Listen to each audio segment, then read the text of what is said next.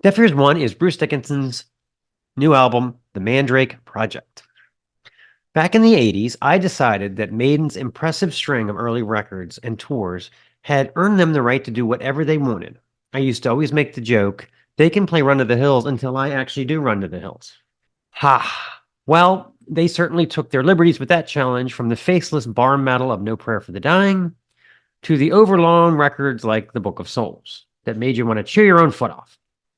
Bruce's early solo material seemed to indicate he had no idea what he was doing, but he did figure it out quickly, and by the time 1997's Accident of Birth was released, it was clear that he and Roy Z had forged an alliance with impressive capabilities at a time when traditional metal was lost in the wilderness. His book is not an easy read, as every time you get to the heart of a great Maiden road story, he sidesteps into maddening fencing anecdotes.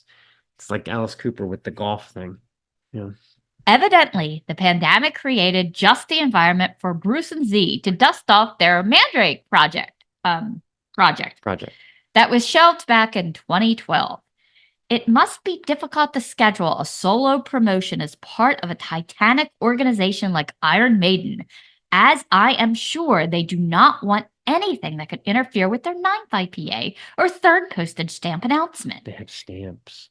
As important as the aforementioned late 90s record seemed, this one seems much less necessary, like a Blues Brothers 3 movie or something like this. Something like this. After all, what does the man still need to accomplish at this point?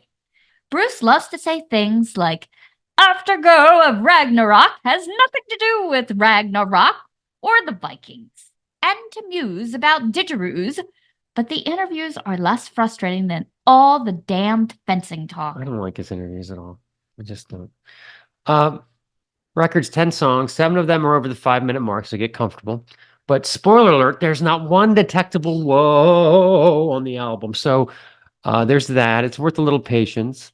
You have to acknowledge his voice sounds magnificent, not just for someone in their late 60s, but for a human being. The inclusion of Italian keyboardist / guitarist Misteria Giuseppe Lampier means there's going to be a lot of piano on the record, and there is.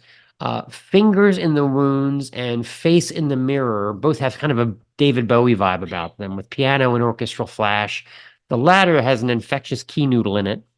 There's nothing here that really challenges past glories like Dark Side of Aquarius or The Tower.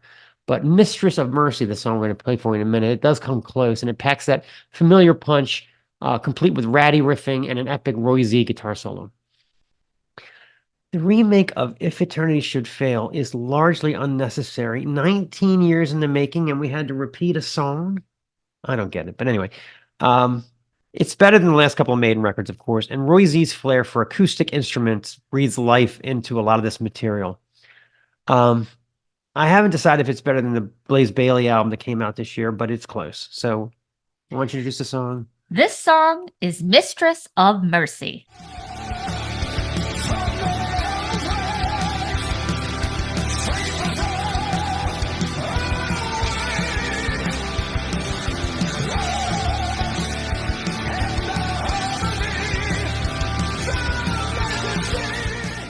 This is the Snaggletooth Rock and Roll Podcast.